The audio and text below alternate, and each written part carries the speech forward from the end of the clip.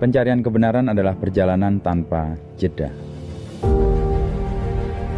Dalam perjalanan, ada pertemuan dengan mereka yang lantang bersuara, mereka yang mengulang-ulang kata-kata, dan mereka yang rela menggeser logika demi keuntungan semata.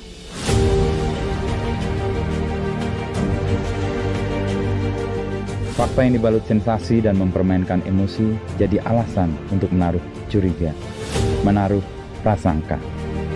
Butuh kejelian mata untuk menimbang mana yang bisa dipercaya saat kita dibanjiri kata tanpa makna. Buka mata, cari makna dengan melihat yang sejatinya fakta untuk luasnya gagasan kita. Tidak semua yang kasat mata perlu diterima seapa adanya.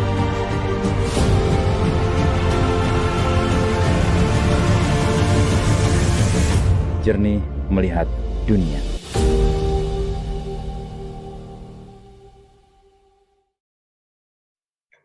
Halo sahabat kompas.com, selamat sore semuanya. Kembali lagi di acara Inspirasi Plus 62 bersama saya, Nabila Ramadian, selaku wartawan kompas.com di Kompas. Nah, di sore hari ini aku bakal ngajak teman-teman semua untuk ngobrolin seputar inklusivitas di masyarakat Indonesia. Seperti yang kita semua udah ketahui, saat ini udah mulai banyak banget masyarakat Indonesia yang aware terhadap kebutuhan teman-teman kita yang merupakan penyandang disabilitas. Kalau kalian lihat sendiri di tempat publik nih ya, sekarang udah banyak banget fasilitas penunjang untuk memudahkan mereka bergerak. Misalnya saja adanya lift untuk penyandang disabilitas dan juga kamar mandi dan lahan parkir khusus untuk mereka. Penyandang disabilitas emang membutuhkan sesuatu yang khusus untuk memudahkan mereka untuk bergerak seperti biasa. Tapi emang nggak bisa dipungkirin, terkadang ada beberapa kegiatan yang mungkin membuat mereka cukup kesulitan untuk melakukannya. Misalnya aja hal sesimpel naik sepeda. Nah, di sore hari ini aku bakal ngajak sahabat kompas.com, baik itu yang lagi nonton live ini di Instagram, Facebook, TikTok, ataupun YouTube, untuk ngobrol nih bareng salah satu pendiri Sepedaptif, yakni Muzaffar Ihsan Wibowo, yang juga dikenal sebagai Mas Bowo. Nah, sekarang Mas Bowo udah ada di sini belum ya? Halo. Oke. Halo Mbak. Mas mungkin bisa disapa dulu nih sahabat kompas.com. Halo sahabat kompas.com. Perkenalkan saya Bowo. Saya salah satu inisiator dari Sepedaptif atau biasa disebut Sepedaptif Indonesia. Salam kenal semuanya. Thank you.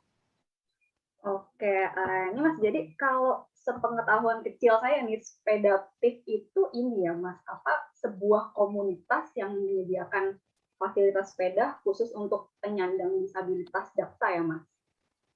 Ya, betul. Jadi memang Sepedaptif itu adalah sebuah komunitas yang memang kita sebagai fasilitator ataupun penyedia alat bantu mobilitas bagi teman-teman penyandang disabilitas daksa seperti itu melalui sepeda adaptif. Oke, jadi untuk sepeda adaptif sendiri itu apakah emang dibuat khusus untuk yang naik sepeda biasa kayak kita mau jalan-jalan kemana gitu, atau dia tuh ada kegunaannya sendiri, apakah untuk membantu terapi fisiologis misalnya?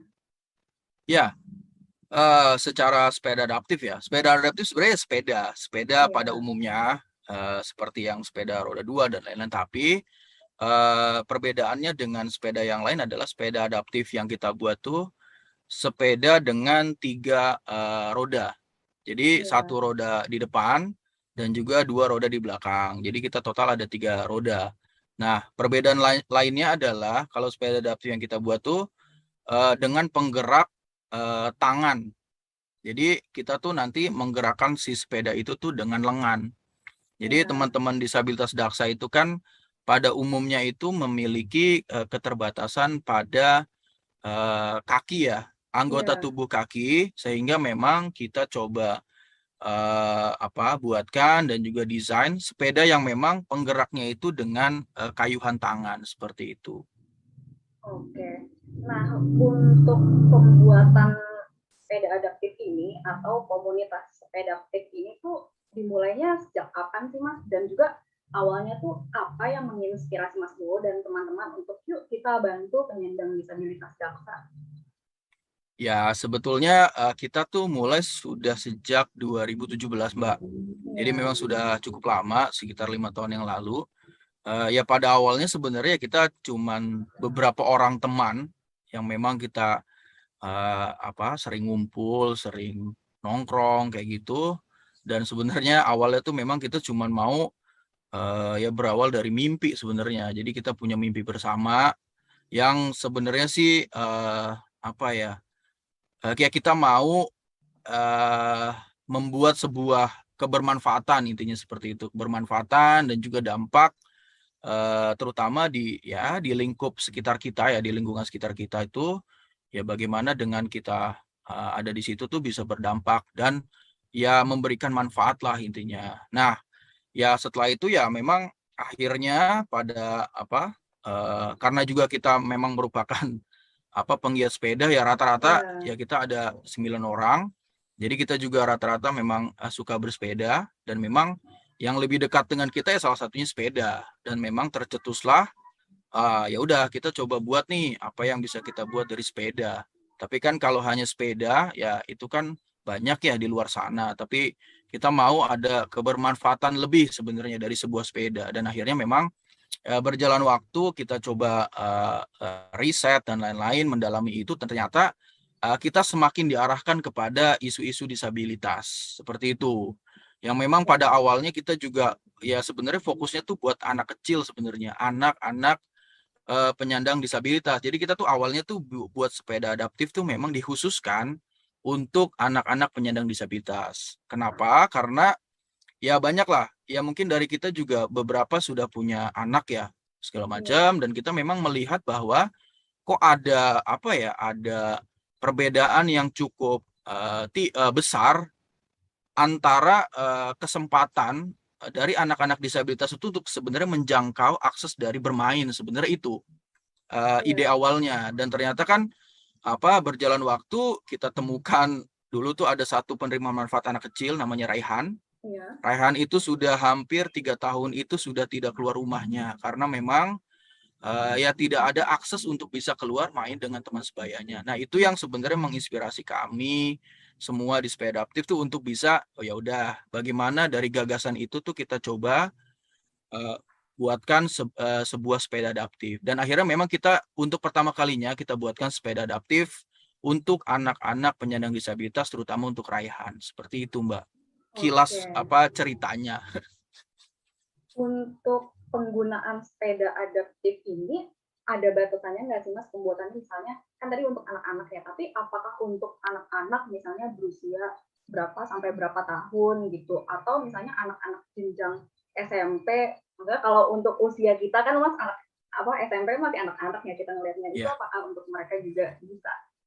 Ya, sebenarnya juga itu awalnya kita batasi ya Mbak. Jadi anak-anak tuh memang kita batasi tuh dari umur 6 tahun, 6 tahun yang memang dia tuh sudah bisa berpikir secara inilah ya, sudah bisa mengendari sepeda dan lain-lain sampai batasan ya biasanya SMA lah intinya seperti itu. Tapi memang rata-rata yang kemarin kita temui itu yang memang kita bantu tuh ada 2, ada Raihan yang memang umurnya tuh baru SD belasan tahun dan juga Nasya dari Surabaya itu juga umurnya tuh masih SD yang memang sudah masuk SMP sepertinya. Jadi kita baru temu itu di kasus-kasus yang seperti itu, tapi tidak menutup kemungkinan ya kalau memang misalnya ada yang minta dan lain-lain ya sebenarnya kita tampung dulu sih intinya. Tapi batasan umur yang memang awalnya kita tentukan tuh paling maksimal di atas harus 5 tahun lah. Jadi lebih mudah itu untuk mengkomunikasikan kebutuhan-kebutuhannya seperti itu.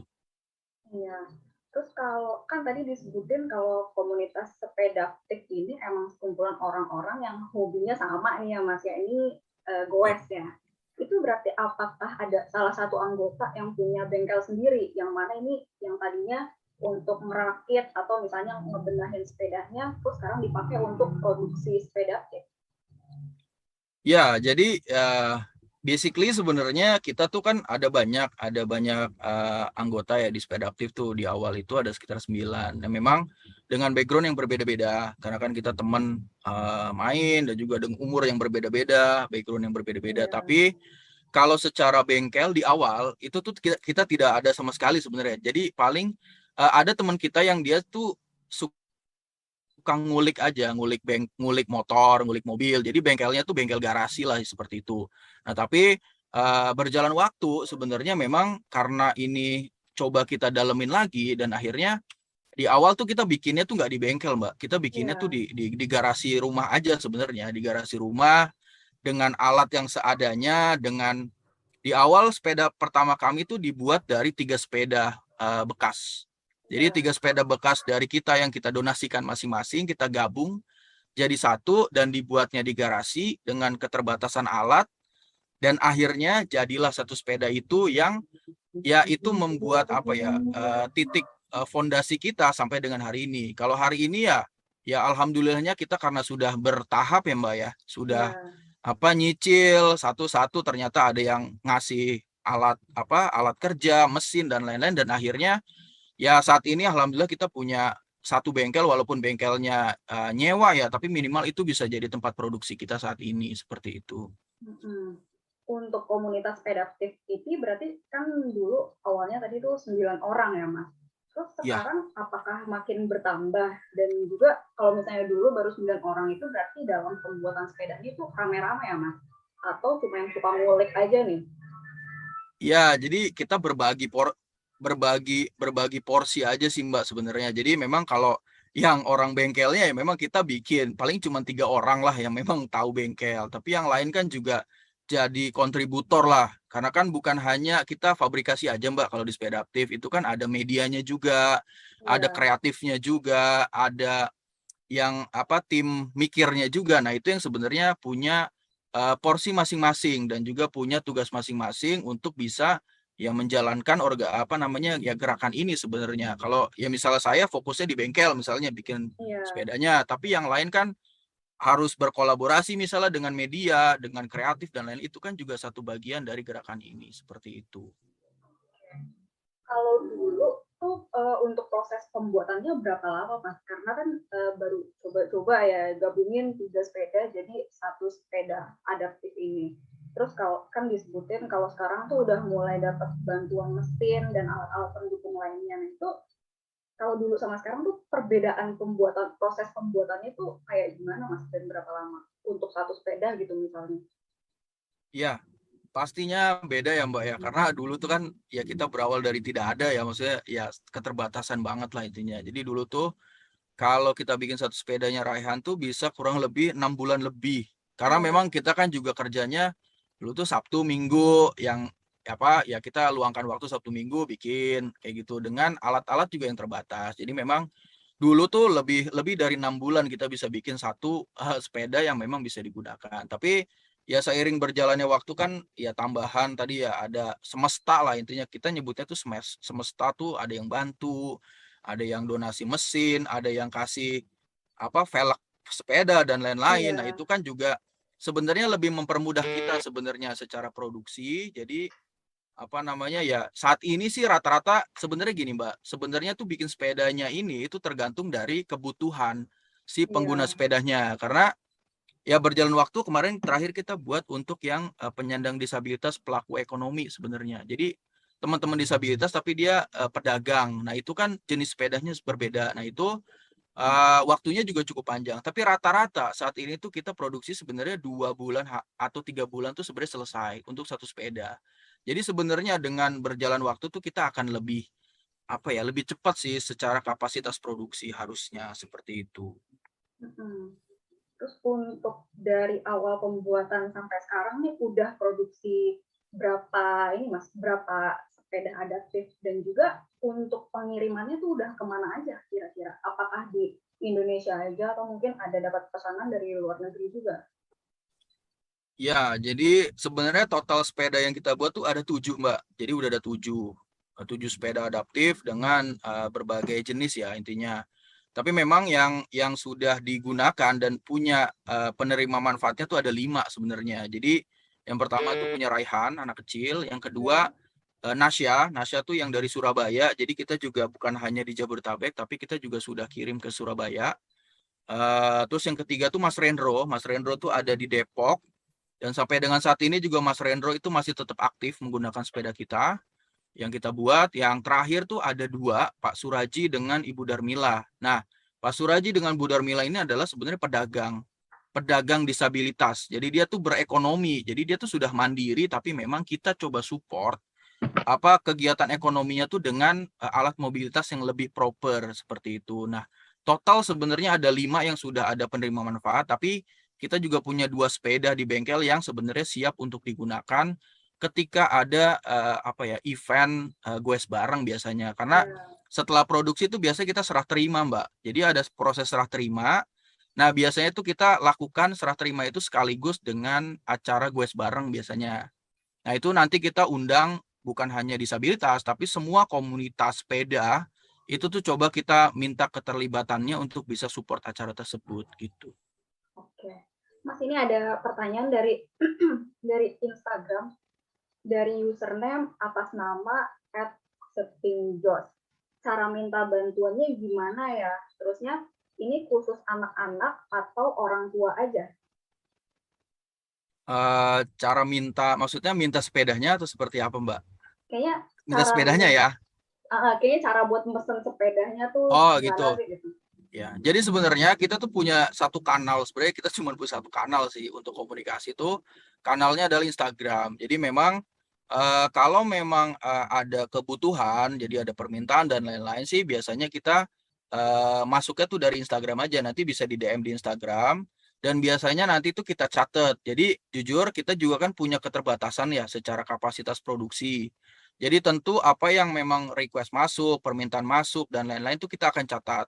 Dan nanti itu sebenarnya tahapannya kita follow up dulu dengan biasanya proses assessment dan juga proses fitting biasanya. Jadi kita juga pengen tahu sebenarnya ini latar belakangnya tuh seperti apa, terus juga nanti fittingnya misalnya ukuran badannya seperti apa, terus juga jenisnya misalnya disabilitas daksanya seperti apa, itu yang nantinya coba kita dalami dulu. Tapi secara fabrikasinya itu nanti ya akan ada waiting list biasanya, kapan akan diproduksinya, seperti itu biasanya. Tapi kanal utamanya nanti bisa ke Instagram kita aja di @sepedaptif, seperti itu. Oke, berarti cara minta bantuan untuk pembuatan sepeda ini bisa langsung kontak ke Instagramnya. Apa Mas nama Instagramnya? @sepedaptif, yang ada di logo itu. Terus nanti untuk penggunaannya nggak khusus anak-anak atau orang tua, tapi tergantung si pemesan ya Mas, dia tuh usia berapa ya? Ya, sebenarnya yang tadi saya sudah jelaskan, jadi sebenarnya awalnya tuh bukan anak kecil sebenarnya, ya itu value kita. Jadi kita tuh tetap akan buat juga untuk anak kecil, karena kan ini dia idenya tuh masih sangat jauh. Itu mimpi-mimpi anak kecil kan itu ya masih sangat jauh yang sebenarnya bisa kita bantu lebih lagi. Tapi kalau ada misalnya teman disabilitas yang dewasa dan lain-lain, kita juga akan coba tampung sebenarnya. Tapi tadi yang kita bilang, kita juga punya keterbatasan yang nantinya kita coba waiting list dulu, seperti itu. Oke, terus ini ada pertanyaan dari Instagram atas nama Ramote. Sudah terima pesanan dari mana aja, Kak? Ya, sampai saat ini sih sebenarnya yang terjauh tuh di Surabaya, yang tadi Nasya itu. Jadi Nasya itu anak perempuan dari Surabaya, dan memang kita juga sudah kirim ke Surabaya waktu itu yang paling jauh. Tapi yang lainnya tuh masih di area Jabodetabek sebenarnya, karena kita juga masih banyak sebenarnya yang minta ke kita, tapi juga kita coba untuk bukan menahan ya, tapi minimal menyesuaikan dengan kapasitas kita sih sebenarnya di internal sepeda aktif. Tapi tentu sebenarnya kita buka dari manapun seluruh Indonesia, karena kita juga kan pengen membuat kebermanfaatan ini lebih luas lagi sebenarnya, bukan hanya di Jabodetabek, tapi memang di seluruh Indonesia tuh bisa mendapatkan kebermanfaatan dari sepeda adaptif ini, intinya kayak gitu. Untuk pengirimannya apakah langsung dikirim dari pihak sepeda aktifnya langsung bertemu konsumen atau lewat dipaketin gitu, Mas? Biasanya tuh kalau pengalaman yang Nasya di Surabaya itu kita kirim langsung, Mbak. Karena sepeda ini kan custom ya. Jadi Iya. sepeda ini custom dan juga biasanya tuh kita juga mau ada value. Value itu adalah value ketemu. Karena biasanya tuh dengan ketemu tuh kita akan bukan hanya kita jual beli sebenarnya Mbak di sini. Jadi Iya. kita nggak mau sebenarnya sekedar kayak ya udah nih ada yang mesen kita bikin, tapi kita juga mau ada keterikatan yang nantinya tuh pada akhirnya kita kan juga base-nya adalah komunitas ya. Jadi kita juga Iya. pengen teman-teman yang memang sudah mendapatkan sepeda adaptif dari kita itu juga menjadi bagian dari kita juga sebenarnya, karena ini kan juga nantinya akan semakin banyak yang ada di sepeda adaptif kan juga akan semakin banyak dampak-dampak lain yang ya kita juga tidak tahu ke depan seperti apa, tapi minimal kita mau nanti hubungannya tuh bukan hubungan putus, tapi kita mau hubungan yang berkelanjutan seperti itu. Dan biasanya kita kirim langsung, jadi kita juga mau tahu kondisinya seperti apa kayak gitu. Oke.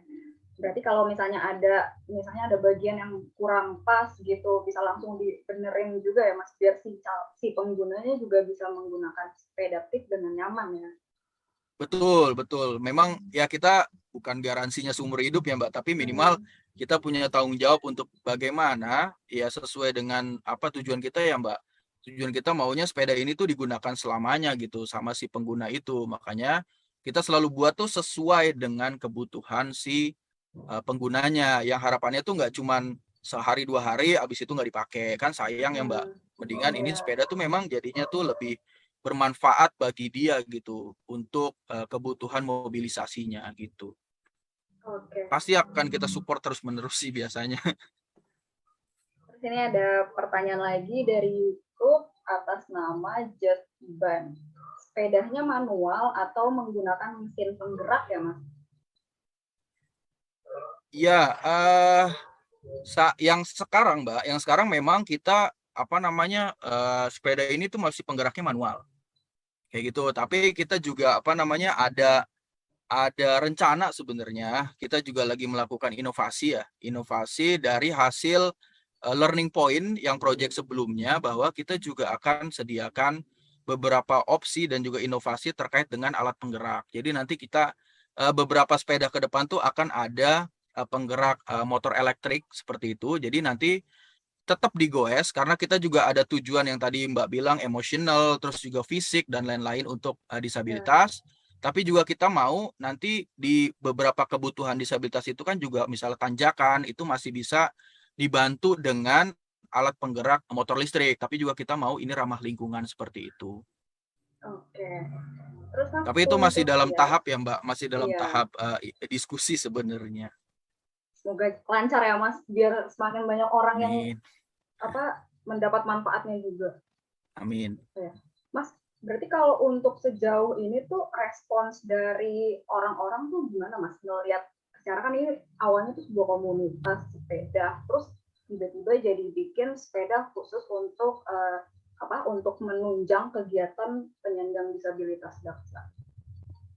Ya, tentu ya kami juga kan sering ya meminta feedback, meminta masukan, insight dari berbagai pihak, misalnya dari komunitas disabilitas. Tentu karena kami juga menjaga hubungan lah dengan teman-teman disabilitas agar kita bisa tahu sebenarnya ini kebutuhannya tuh seperti apa sih? Apakah kita cuman angan-angan nih sebenarnya karena keinginan kita bikin sepeda adaptif ini kayak gitu. Ternyata kan Iya. ya respon dari rekan-rekan disabilitas, terus juga rekan-rekan komunitas lain, dan juga tentunya ya beberapa sumber dana misalnya.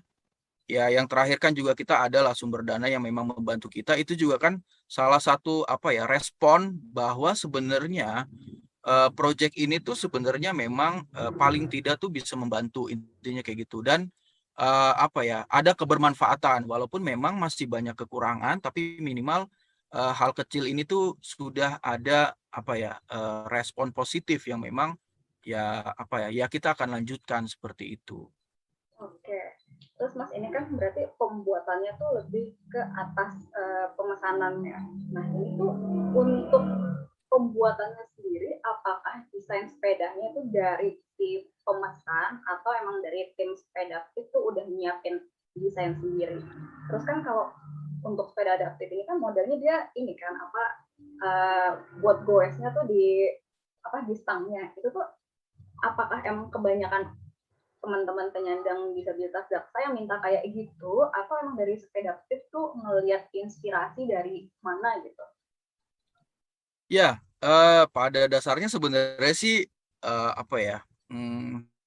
Secara desain tuh sebenarnya eh kita ada sebenarnya. Jadi kita juga misalnya nih ada satu kasus, misalnya ada teman yang misalnya ya contoh misalnya kasus yang paling mudah tuh Mas Rendro yang sebelumnya. Iya. Jadi Mas Rendro itu kan juga dia tuh apa secara teknis itu benar-benar memberikan feedback ke kita. Jadi saya mau yang bentuknya seperti ini dan lain-lain. Dan itu tuh bisa kita mix. Jadi kita juga ada model standar sebenarnya, model standar yang sebenarnya sudah kita buat.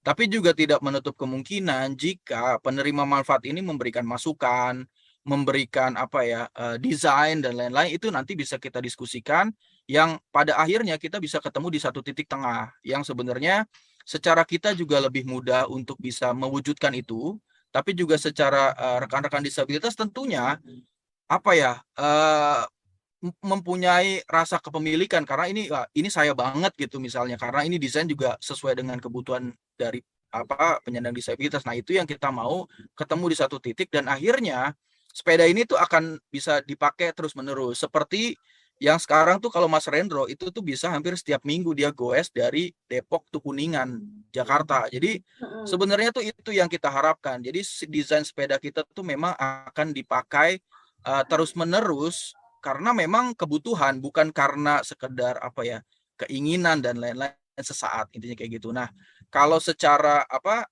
influence ya sebenarnya pada awalnya tuh kita ngide aja sebenarnya. Jadi ngide bahwa oh karena ini yang keterbatasannya kaki misalnya, ya udah kita coba bikin pakai tangan.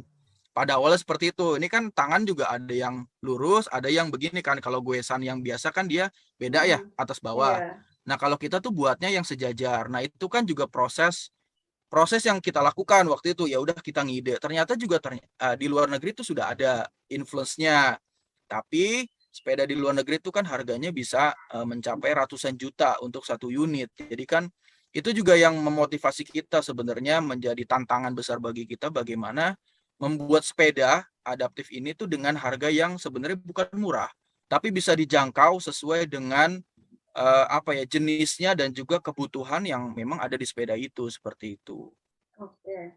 Untuk sejauh ini ada pengalaman nggak sih Mas, ada yang minta custom tapi modelnya tuh kayak cukup sulit untuk direalisasikan gitu?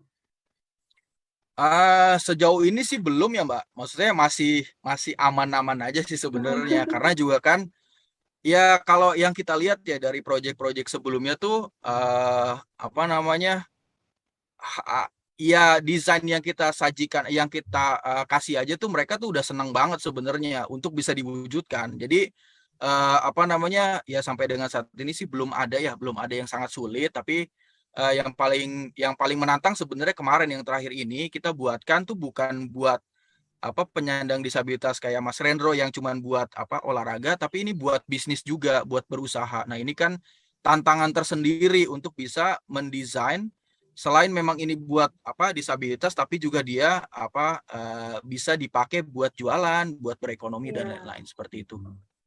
Oke.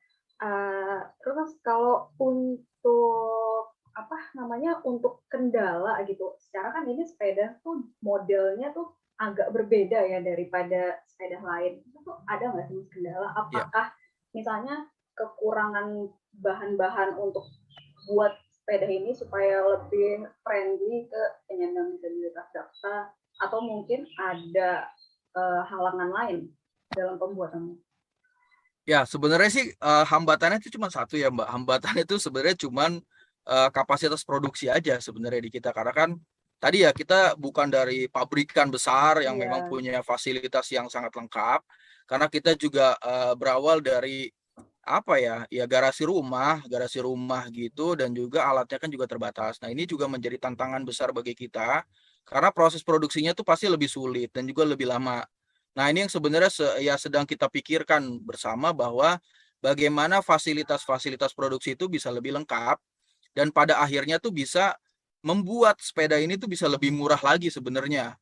untuk teman-teman disabilitas, dan juga kapasitas produksinya itu bisa lebih banyak dan bisa lebih cepat. Nah, ini yang sebenarnya menjadi tantangan bagi kita, tapi kan ini akan terkait sama biaya ya, biaya investasi, fasilitas dan lain-lain. Tapi kan ya kita sih percaya bahwa nanti semesta juga akan seiring waktu itu akan banyak lah yang akan mensupport kita. Intinya ya selama 5 tahun kita juga sudah merasakan bahwa banyaklah teman-teman dari semesta juga yang tiba-tiba datang bawa mesin seperti itu. Nah, itu juga yang ya dengan kesempatan ini juga kita berharap lah banyak nantinya ada ya pihak-pihak yang sebenarnya bisa ya sama lah berkolaborasi ya, terutama untuk bisa menyediakan fasilitas yang lebih lengkap gitu, Mbak.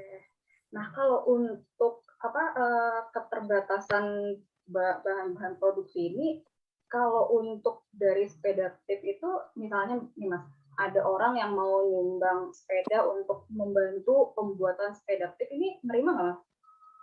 Ya pasti. Jadi skemanya tuh kita terima apa aja Mbak sebenarnya. Jadi bukan cuma uang ya. Kita juga kalau secara misalnya ada yang mau ngasih ini, selain uang tuh kita pasti terima. Jadi biasanya tuh ada beberapa teman juga yang dia tuh ngasih spare part sepeda seperti itu. Jadi yang spare part sepeda di sepeda adaptif itu sebenarnya umum di pasaran tuh ada, intinya seperti itu. Jadi kita yang custom tuh hanya frame-nya aja.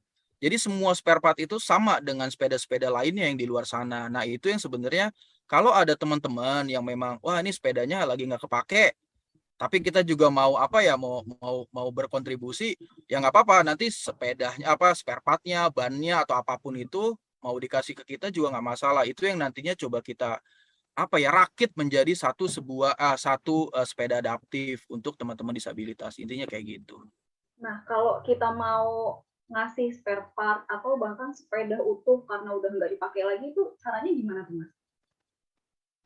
Ya teknisnya sebenarnya nanti tinggal hubungin aja sih Instagram. Nanti kan juga kita pasti akan ini ya Mbak, akan cek ya bagaimana misalnya ternyata nih ada di Papua misalnya. Nah, itu kan nanti teknisnya tuh bisa kita atur, atau misalnya di Jabodetabek ya udah nanti kita bisa datengin untuk bisa sambil juga kenalan, tapi juga biar ya tadi terjalin hubungan gitu intinya antara ya teman-teman itu dengan kita di sepeda aktif. Dia juga menjadi bagian dari sepeda aktif karena dia juga kan berkontribusi terhadap pergerakan ini sebenarnya kayak gitu Mbak. Tapi overall langsung di DM aja di Instagram, nanti kita bisa ngobrol lebih panjang di situ. Oke. Terus kalau untuk kan sejauh ini nih sepeda tip tuh lebih bikin sepeda yang berdasarkan pesanannya. Tapi apakah ada rencana buat bikinnya tuh produksi secara massal gitu Mas? Kalau saat ini sih kita belum ada kepikiran ya Mbak untuk bisa produksi massal, karena sebenarnya prinsip kita tuh kita juga masih memegang satu value yang memang kita nggak mau value dari customize itu tuh atau sesuai dengan kebutuhan penggunanya tuh hilang sebenarnya, karena ya kita mau tetap menjaga ini walaupun kuantitinya tuh nggak banyak ya kapasitas produksinya, tapi kita juga mau jaga value kita bahwa jangan sampai value yang berinteraksi dengan teman-teman disabilitas dan juga mekanisme-mekanisme yang memang terkait sama disabilitas itu bisa hilang gitu, karena jadinya tuh bisnis oriented gitu loh Mbak. Nah, itu yang kita nggak mau, dan kita ya sampai dengan saat ini sih kita masih tetap jaga kita buatnya ya customize aja sesuai dengan kebutuhan teman-teman disabilitas, tapi juga kita semakin riset dan development juga di internal kita bahwa ini kalau bisa lebih banyak, lebih cepat tuh lebih baik gitu secara produksi, intinya gitu. Tapi bukan mass production sih Mbak gitu. Iya. Terus Mas kalau untuk harga sendiri itu berarti disesuaikan sama pemesanan masing-masing ya? Iya, pastinya karena setiap sepeda itu pasti harganya beda-beda sih Mbak biasanya ya. Jadi juga ada yang misalnya nih sepedanya semua full, harganya memang dibebankan gitu untuk teman-teman disabilitas. Tapi juga misalnya nih ada satu kasus misalnya ternyata teman-teman disabilitas punya sepeda, misalnya sepeda yang normal gitu misalnya, yang misalnya 30% tuh spare part-nya masih bisa dipakai misalnya. Nah, itu kan nanti tinggal dihitung aja sebenarnya. Jadi kebutuhan 70%-nya itu aja yang sebenarnya harus bisa dicari pendanaannya. Jadi 30%-nya itu kan sudah ada dari si spare part itu. Jadi 70% aja nanti yang dibuat. Nah, itu kan setiap sepeda, setiap project itu pasti punya biaya beda-beda. Tapi ya pada dasarnya sebenarnya sih sudah bisa tahu standarnya berapa. Tapi biasanya kita tetap akan survei dulu, kita tetap akan assessment dulu, fitting dulu untuk bisa menentukan harga. Oke, sepeda ini tuh harganya berapa, seperti itu. Oke, terus Mas kalau untuk pembuatan sepedanya sendiri itu berarti orang-orang tuh si calon pemesan apakah dia tuh harus ngirim data apa sih Mas? Karena kan ini custom untuk umur dan juga misalnya tinggi badan si calon pemesan itu, berarti apakah kita harus ngasih tahu oh saya beratnya segini, tingginya segini gitu nggak Mas? Ya, pasti. Nanti itu biasanya kalau udah masuk tahapan penyaringan ya, Mbak, misalnya kayak Iya. oke, ini nanti bisa kita lanjutkan. Jadi biasanya kita tuh kasih kayak Google Form. Jadi nanti ada list yang memang kita butuhkan informasinya. Jadi kayak misalnya nanti kan panjang punggungnya berapa, misalnya panjang tangannya berapa, terus juga ya segala macam mengenai fisik itu tuh kita juga mau tahu. Jadi nanti kita juga bisa simulasikan dengan tahapan desain. Jadi desain seperti apa yang sebenarnya cocok untuk teman-teman ini sebenarnya, dan itu nanti biasanya kita kasih rekomendasi. Misalnya sepeda kita tuh ada 2 jenis, Mbak. Ada yang misalnya duduknya itu tuh kakinya bisa panjang, jadi kakinya Iya. lurus, itu ada. Jadi juga ada juga yang sepeda kita tuh posisinya duduk seperti kursi roda seperti biasa, itu ada. Nah, itu kan sebenarnya tergantung dari proses assessment sebelumnya. Data-data yang sebenarnya kita butuhkan itu yang nantinya menjadi dasar tahapan desain dan juga tahapan produksi setelahnya, seperti itu. Oke deh. Terus Mas, ini pertanyaan terakhir sebelum kita closing karena kebetulan waktunya udah mau habis. Ini dengan adanya, sayang banget nih padahal masih banyak sahabat Kompas.com yang masih penasaran sama sepeda adaptif juga. Nah ini dengan adanya sepeda adaptif ini apa sih Mas yang diharapkan sama Mas dan teman-teman untuk masyarakat Indonesia dan juga mungkin untuk teman-teman penyandang disabilitas daksa? Ya, tentu ya. Ini kalau dari kita tuh ya sangat mengucapkan terima kasih banyak bisa diundang di forum yang media yang sangat sangat baik ini di kompas.com. Yang sebenarnya harapan dari kita tuh sebenarnya simple. Kita mau tuh semakin banyak sebenarnya kebermanfaatan dari melalui sepeda adaptif ini tuh lebih luas, intinya kayak gitu. Jadi bukan hanya 1-2, tapi kita mau nanti impact-nya atau kebermanfaatan itu lebih luas. Itu yang pertama. Terus yang kedua pastinya ya kita mau juga membantu meningkatkan awareness publik, awareness orang-orang di luar sana itu terkait dengan isu-isu mobilitas terutama dari penyandang disabilitas yang tentunya pada akhirnya itu juga akan meningkatkan lingkungan yang inklusif sebenarnya kayak gitu. Karena kan juga ya kita pahami bahwa kita juga harus bisa menerima ya satu sama lainnya, dan juga teman-teman disabilitas juga perlu diberikan kesempatan juga lingkungan yang inklusif. Jadi kita bisa saling menciptakan lingkungan yang inklusif. Ya yang terakhir adalah ya sebenarnya ya kita mau banyak pihak lagi yang sebenarnya banyak pihak, media juga, stakeholder lain, dan juga teman-teman sahabat kompas.com juga misalnya itu untuk bisa ya turut berpartisipasi, berkontribusi, dan juga ya berkolaborasi lah bersama, karena jujur kita nggak bisa bergerak sendiri kalau untuk kegiatan seperti ini tentunya. Jadi kita juga pasti butuh banyak pihak untuk bisa membuat gerakan-gerakan seperti ini itu semakin bisa meluas seperti itu.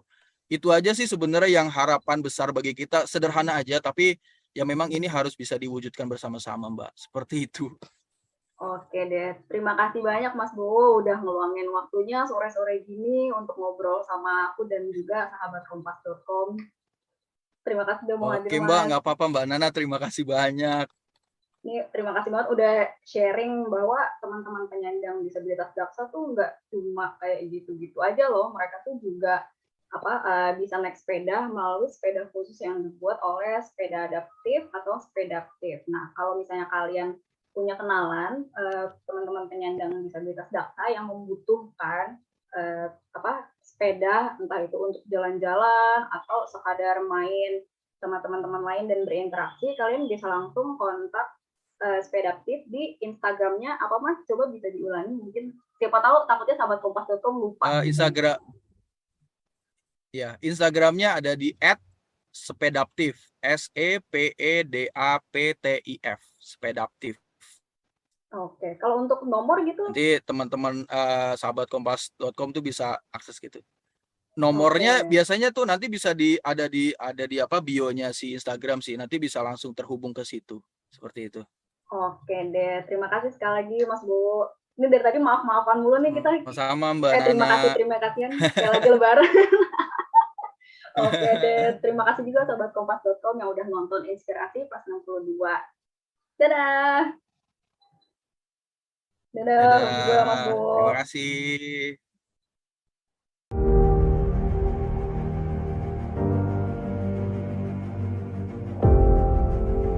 Pencarian kebenaran adalah perjalanan tanpa jeda. Dalam perjalanan ada pertemuan dengan mereka yang lantang bersuara, mereka yang mengulang-ulang kata-kata, dan mereka yang rela menggeser logika demi keuntungan semata.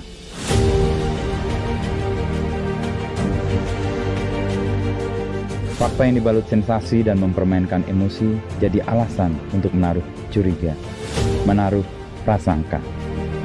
Butuh kejelian mata untuk menimbang mana yang bisa dipercaya saat kita dibanjiri kata tanpa makna. Buka mata, cari makna dengan melihat yang sejatinya fakta untuk luasnya gagasan kita. Tidak semua yang kasat mata perlu diterima seapa adanya.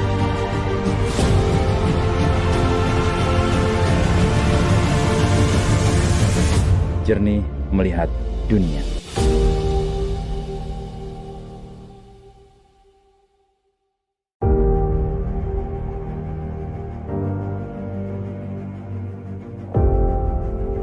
Pencarian kebenaran adalah perjalanan tanpa jeda. Dalam perjalanan ada pertemuan dengan mereka yang lantang bersuara, mereka yang mengulang-ulang kata-kata, dan mereka yang rela menggeser logika demi keuntungan semata.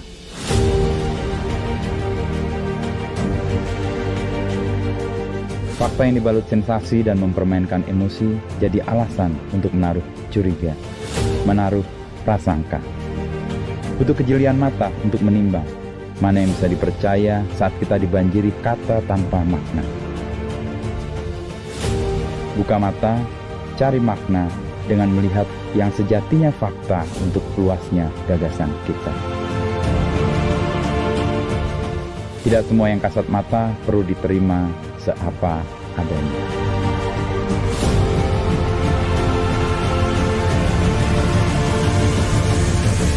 Jernih melihat dunia.